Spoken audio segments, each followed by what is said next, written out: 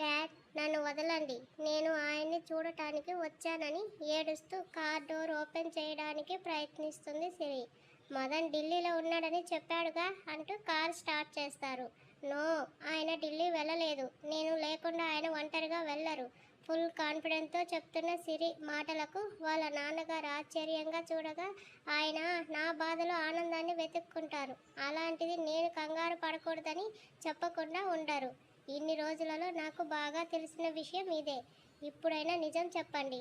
అందులో సిరి ఒక రకంగా ఆమె బాధ చెప్తూనే ప్రేమని వ్యక్తపరుస్తున్న సిరిని చూసి వాళ్ళ నాన్నగారికి నవ్వు రావడంతో సిరి గోలని పట్టించుకోకుండా ఇంటి దగ్గర కార్ బ్రేక్ వేస్తారు. విక్రమ్ గురించి మాట్లాడగానే మదన్లో వచ్చిన స్పందనకి సతీష్ ఎంత సంతోషంగా ఫీల్ అయ్యాడో అంతే కుమిలిపోయాడు. కారణం చేయని తప్పుకి జీవితాంతం తలదించుకునే ముద్ర పడింది. మదన్ కళ్ళలో అసహ్యం చూస్తున్న ప్రతిసారి కొన్ని వేల సార్లు లోపల చచ్చిపోతాడు. ఇప్పుడు కూడా తన మీద కోపంతో నోలేస్తాడని అనుకున్న సతీష్ మాట నిజమైనట్టు మదన్ కదలడంతో మరోసారి మూగజీవులా పోతాడు.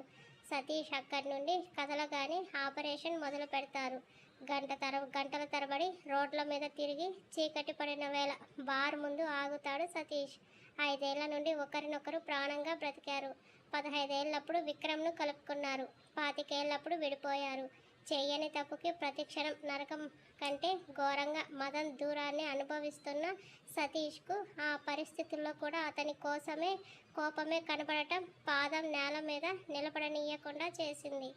ఒక్కో సీసాను ఖాళీ చేసి ఆపరేషన్ జరుగుతున్నంతసేపు కూడా ఆగకుండా తాగుతూనే ఉంటాడు.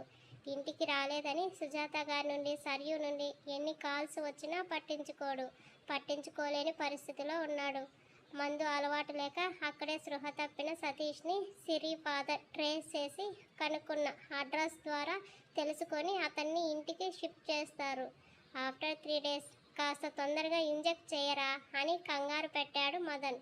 ఆగరా, కేర్ఫుల్గా చేయాలంటూ హార్ట్ మీద ఉన్న పైప్లోకి డ్రగ్ ఇంజెక్ట్ చేసి అయిపోయిందంటాడు. సిరి మళ్ళీ వచ్చిందా? వచ్చి గొడవ కూడా చేసి వెళ్ళింది. నువ్వెప్పుడు వస్తావు అని ఎదురు చూస్తుంది. సర్లే, ఈ రోజుకి ఇవన్నీ తీసేయి. రేపు వచ్చి డ్రగ్ ఎక్కించుకుంటా. పిచ్చిగా వాగక మదన్. ఇప్పటికే రిస్క్ నుండి బయటపడ్డావు. అందరినీ ఎంత టెన్షన్ పెట్టించావో తెలుసా? ఇప్పుడు వెళ్ళి మళ్ళీ రిస్క్ తెచ్చుకొని మా ప్రాణం తీయకు. Do what I say, otherwise ఈ లిక్విడ్ అంటూ డెటాల్ని చూపించి గొంతులో పోచేస్తా అంటాడు. ఓరి దుర్మార్గుడా, అప్పుడే మొదలు పెట్టావా? ఇరిటేట్ చేయకుండా తీస్తావా, నేనే తీసుకోనా అని చెస్ట్ మీద ఉన్న క్లిప్స్ మీద చేతులు వేసేసరికి ప్లీజ్ బీ సీరియస్ అంటాడు ధీరజ్. నేను పని చేయట్లేదు, చేతి అంటూ అతన్ని ఆపుతున్న ధీరజ్ చేతిని విసిరికొట్టి ఆఖరికి చేతికున్న డ్రిప్స్ కూడా పీకేసి కబోర్డ్లో ఉన్న డ్రెస్ తీసి చేంజ్ చేసుకుంటాడు మదన్. రేయ్, హెల్త్ సీరియస్ చేసుకోకురా అంటే నా మాట వినవేంటి? డాక్టర్వి, ఆ మాత్రం తెలియదా? తెలుసు కాబట్టే వెళ్తున్నా. ఇంజెక్షన్స్ నాకు కొరియర్ చెయ్యి, నైట్ వేసుకుంటా. I want see your sister అని కన్నింగ్ స్మైల్తో అక్కడి నుండి కారులో ఇంటి దారి పడతారు. హాల్లోనే ఉన్న సుజాత గారు కొడుకుని చూసిన ఆనందంలో సంతోషం పట్టలేకపోతుంటే బయట నుండి లోపలికి పరిగెత్తి మెయిడ్ని ఉప్పు తీసుకొని రమ్మని చెప్తారు సుజాత గారు.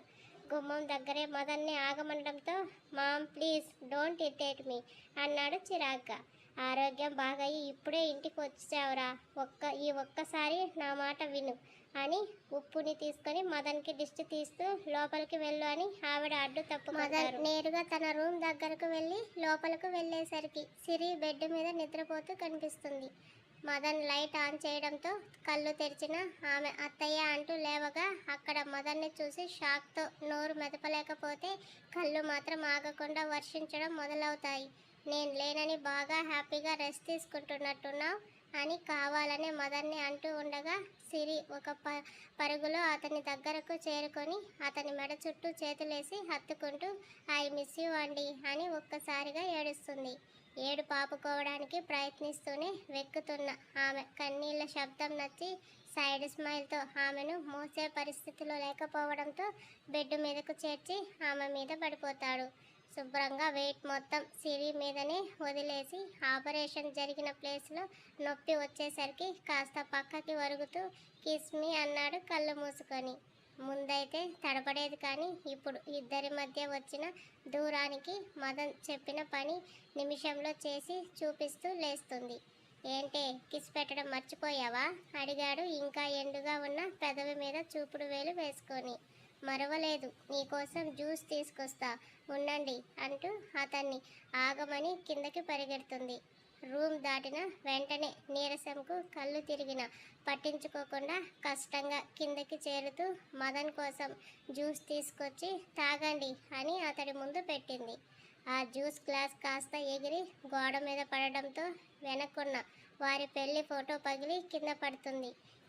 ఈ సేవలు అడిగినప్పుడు చేయాలి, ఇప్పుడు మాత్రం నేనేం అడిగితే అదే చేయాలి.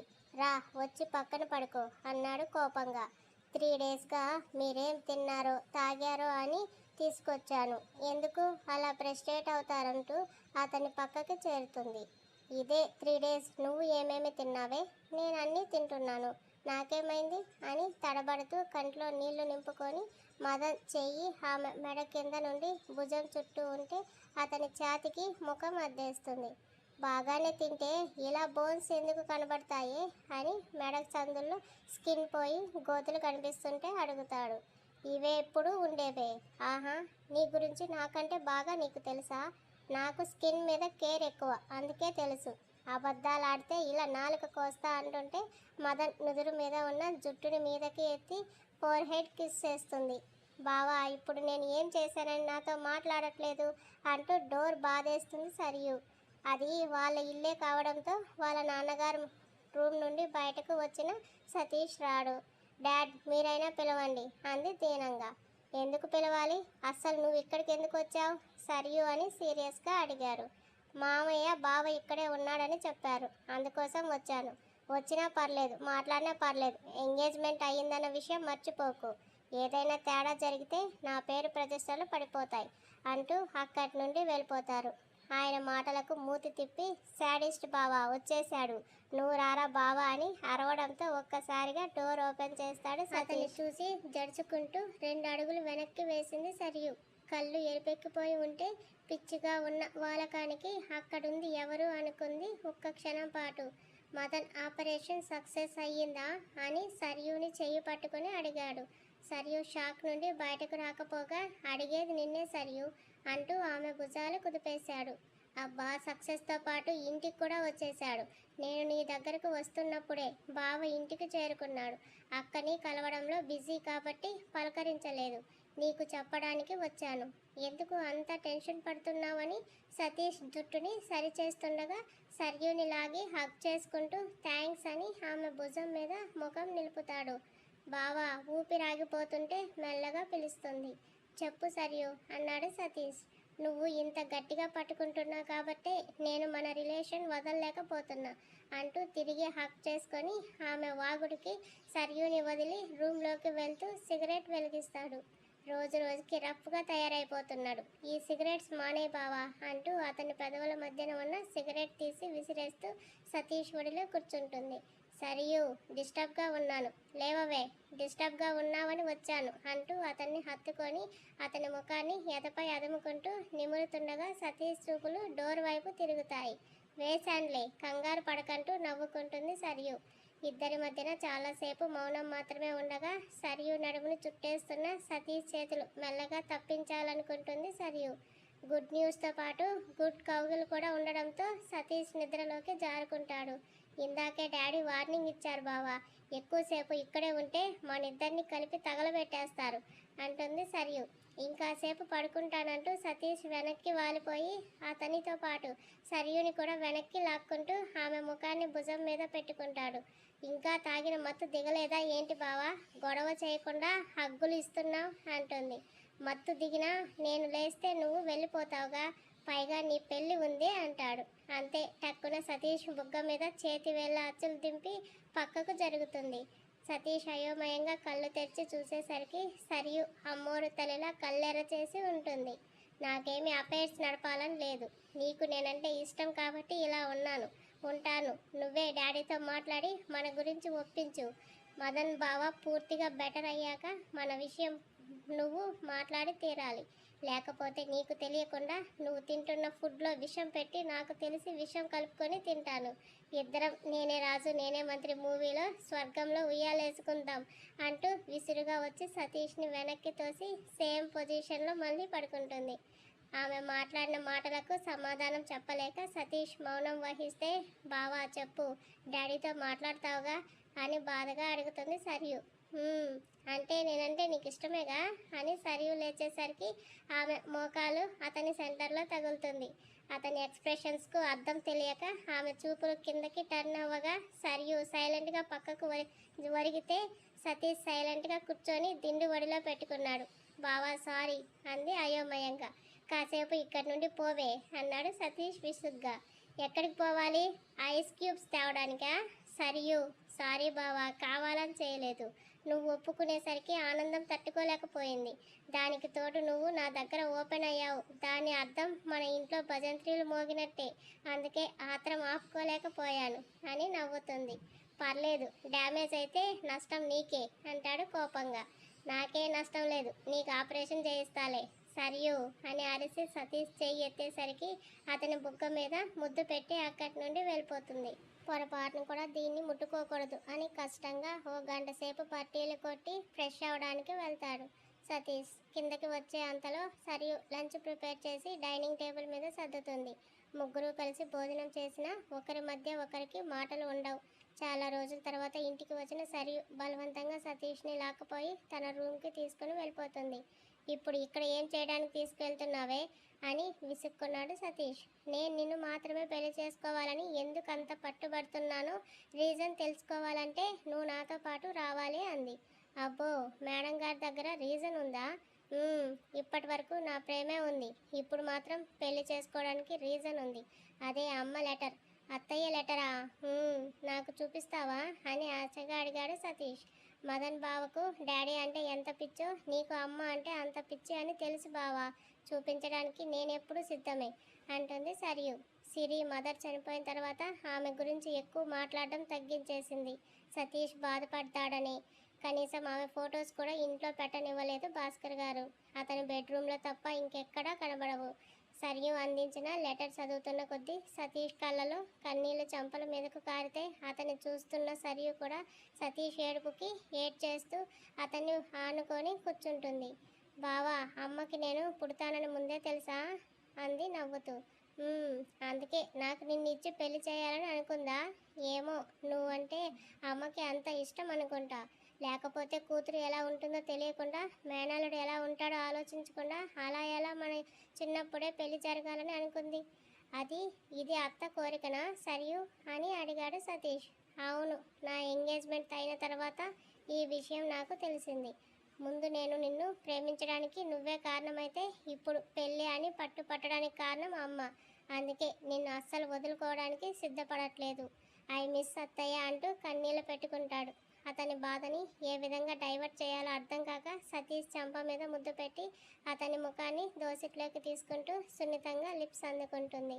బ్లాక్లో ఉన్న సతీష్ ఏమాత్రం స్పందించకుండా అలాగే ఉండిపోతే సతీష్ నుండి దూరమై రిటర్న్ కిస్ చేయొచ్చుగా అని అతని బుగ్గ మీద స్లాప్ ఇచ్చింది. ఆ స్లాప్కు స్పృహతో పాటు ఏం జరుగుతుందో అర్థమై వడివడిగా సరియు నుండి దూరమై నిల్చున్నాడు. బావా, క్యూట్గా ఓ కిస్ పెట్టుకోవచ్చుగా అని అతడి ముందు వెళ్ళి నిలబడింది. ఎందుకు, మళ్ళీ కొరకడానికా అంటూ వెనక్కి జరిగాడు సతీష్. నేనెందుకు కొరుకుతాను బావా అని 2 అడుగులు ముందుకు వేస్తుంది. ఏయ్, ఎమోషనల్గా లాక్ చేసి ఇప్పుడు ముద్దు అంటే కొడతా చెప్తున్నా అని వెనక గోడ అడ్డు రావడంతో అక్కడే ఆగిపోతాడు సతీష్. ఈరోజు నా లైఫ్లో బెస్ట్ డే. ఇన్నాళ్ళ నా ప్రేమని నువ్వు యాక్సెప్ట్ చేసిన రోజు. దాన్ని మరింత స్పెషల్గా మార్చాలంటే ఓ కిస్ పెట్టుకోవాలి. పెట్టొచ్చుగా అని అతడికి ఇరువైపులా చేతులు వేసింది సరియు. మిస్ యూలు, లవ్ యూలు చెప్పావనుకో నాలుక పంటితో కాదు పట్టకర్రతో కట్ చేస్తా అని సీరియస్ అయ్యాడు మదన్. నేనేమి చెప్పను. ఇంటికి రావడానికి ఇన్ని రోజులు ఎందుకు అయ్యిందండి? ఇప్పుడు నువ్వు క్వశ్చన్స్ అడిగితే నేను ఆన్సర్ ఇవ్వాలా? టైర్డ్గా ఉంది, నోటికి కాసేపు ప్లాస్టర్ వేసుకో. నిజంగానే ప్లాస్టర్ వేసుకోవాలా అనేసరికి లేవబోతున్న సిరి నడుమును నిలిపేసి ఆమె ఎదకి ఎక్కిపోయినా అరవకూడదని రూల్ ఆ రూమ్లో ఉండడంతో సిరి ఊపిరి బిగపట్టుకుంటే మదన్ హాయిగా నిద్రలోకి జారుకుంటాడు. ఇన్ని రోజులు అతడి గుండెతో పాటు ప్రతి అవయవం పోరాడుతూ వచ్చింది. ఆయాసం ఆమె దగ్గర తగ్గుతుంటే అలసటకు మత్తు నిద్రలోకి జారుకున్నాడు మదన్. తెలిసిన నిజాలకు గొంతు నుండి ముద్ద దిగక మనసులో అతని కోసం నింపుకున్న చోటుని కప్పేయలేక తనలో తానే రగిలిపోతున్న పర్వతాన్ని సృష్టించుకుని తీరిక లేకుండా ఆపరేషన్లలో మునిగిపోతుంది చిత్ర. అప్పుడే 2 ఆపరేషన్స్ కంప్లీట్ చేసి కూర్చున్న ఆమెకు హాస్పిటల్ నుండి మదన్ వెళ్ళిపోయాడని తెలియడంతో చిత్ర ఫాదర్కి కాల్ చేస్తూ అతని కోసం క్యాబిన్ దాటుతుండగా సాగర్ ఎదురొస్తాడు. నువ్వేంటిక్కడ, అడ్డు తప్పుకో అని వెళ్ళబోతున్న ఆమె చెయ్యి పట్టి లాక్కెళ్తూ ఒళ్ళంతా రక్తంతో తడిచిపోయిన పేషెంట్ను చూపించాడు. యాయ్, నీకు నాకు ఏమైనా చుట్టరికం ఉందా? అంత చనువుగా పట్టుకున్నావు. స్టే యువర్ లిమిట్స్ అంటూ కోపంగా వెళ్ళిపోతున్న ఆమె చేతులు పట్టుకొని ప్లీజ్ ఆయనకి ఆపరేషన్ జరిగేలా చూడు అని రిక్వెస్ట్ చేస్తాడు. ఇక్కడ ఇంతమంది డాక్టర్స్ ఉన్నారు, కనిపించట్లేదా? నేను బిజీగా ఉన్నాను, తర్వాత కలుస్తా అంది చిత్ర. యాక్సిడెంట్ కేసు చిత్ర గారు, కేసు అవుతుందని ఎవరూ టేకప్ చేయట్లేదు. ప్లీజ్ మీరే చూడండి, ముందు ఆ కేసు సంగతి చూడండి, తర్వాత ఇక్కడ జాయిన్ చేయండి అని పొగరగా అన్న ఆమె గోబ గులాబ్ జామ్ అయితే మీరు అస్సలు డాక్టరేనా? ఒక పక్క ప్రాణాలు పోతుంటే కేసు అంటారేంటి? ఆయన పక్కన చూడు చిన్నపిల్ల, ఇంకా సంవత్సరం కూడా కాలేదు అని కోపంగా మరోసారి కొట్టడానికి చెయ్యెత్తి చి అని చీదరించుకుంటూ ఇంకో హాస్పిటల్కు తీసుకెళ్దామని యాక్సిడెంట్ అయిన వ్యక్తి భార్యతో అంటాడు సాగర్. నీరసానికి సాగర్ దెబ్బకి కళ్ళు బయర్లు కమ్మేలా చేయడంతో కొన్ని సెకండ్లకి తేరుకుంటూ ఎమర్జెన్సీ థియేటర్ బయట ఉన్న నర్స్తో ఆయన లోపలికి తీసుకెళ్ళండి అంటూ సాగర్ను తినేసేలా చూసి డ్రెస్ మార్చుకోవడానికి తన క్యాబిన్ లోపలికి వెళ్ళింది చిత్ర. ఆఫ్టర్ 3 అవర్స్ తర్వాత ఆమె బయటకు రావడంతో ఆత్రంగా ఎదురు చూస్తున్న ఆ పేషెంట్ భార్య వైపు చూసి ఈజ్ ఓకే అని చెప్పి వెళ్ళిపోతుంది. బిల్ గురించి దిగులు పడకండి అని చెప్పి సాగర్ చిత్ర వెనకే వెళ్తూ డాక్టర్ చిత్ర అని పిలిచాడు. పట్టించుకోకుండా తన క్యాబిన్కు వెళ్ళి హ్యాండ్స్ వాష్ చేసుకుంటుండగా డోర్ నాక్ చేసి లోపలికి వెళ్ళిపోతాడు. పిలుస్తుంటే పలక్కుండా వచ్చేసారేంటండి బాబు, కనీసం సారీ చెప్పే అవకాశం ఇవ్వరా అని అడిగాడు. నిన్ను లోపలికి రమ్మని చెప్పానా? ఎవరి పర్మిషన్తో ఇక్కడికి వచ్చావు అని కోపంగా అడుగుతుంది చిత్ర. మనలో మనకి పర్మిషన్స్ ఏంటండి, ప్లీజ్ యాక్సెప్ట్ మై సారీ. ఆ వెంటనే అతనికి ఓ స్లాప్ ఇచ్చి ఇప్పుడు నేను కూడా సారీ చెప్తాను, యాక్సెప్ట్ చేస్తారా అంటుంది. చెప్పిన ప్రతి సారీని క్షమిస్తూ పోతే చంపి మరీ సారీలు చెప్తారు. ఆపరేషన్ అయిపోయిందిగా, ఇక వెళ్ళిపోండి అని అంది. ఆమె థాట్స్ అతని మైండ్కు వర్క్ చెప్తుంటే కొట్టిన దెబ్బ దగ్గరే అతని స్పృహ తప్పుతుంది. హలో మిస్టర్ సాగర్ గారు, చెప్పేది మీకే వినిపిస్తుందా అంటూ తేరుకొని థ్యాంక్స్ అంటాడు. ఎందుకు? ఆపరేషన్ చేసినందుకు. బిల్ కట్టండి. థ్యాంక్స్లు చెప్పే అవసరం ఉండదు. అయినా ఇక్కడికి వచ్చి ఇంత రాద్ధాంతం చేసే బదులు మీ హాస్పిటల్కి తీసుకెళ్లాల్సింది అంటూ విసుగ్గా కూర్చుంది. ఇప్పుడు అక్కడికి రీచ్ అయ్యే టైం లేదు, చాలా బ్లడ్ లాస్ అయింది, మీరే చూశారుగా అని కూర్చోబోతుంటే ఆమె చూసిన చూపుకి నిల్చొని ఇంకోసారి థ్యాంక్స్ అని చెప్పి బయటకు వచ్చేస్తాడు. చిరాగ్గా కార్ కీస్ అందుకొని మదన్ను కలవడానికి ఇంటికి వెళ్ళబోతూ మదన్కు ఎందుకు ఆపరేషన్ జరిగిందో చెప్పిన వాళ్ళ నాన్నగారి మాటలని ఆలోచిస్తూ డ్రైవ్ చేస్తుంది. ఆశలు పెంచుకుంటూ అతన్ని ఎలా దక్కించుకోవాలి అని ఆలోచిస్తున్న ఆమె ఆలోచనలకు మదన్ సిరిల మధ్య జరిగిన ఓ ఇన్సిడెంట్ ఆమెను పిచ్చి పట్టేలా చేస్తుండడంతో ఆ కార్ మదన్ ఇంటి వైపు కాకుండా అవుట్స్కర్ట్స్కు పోతుంది.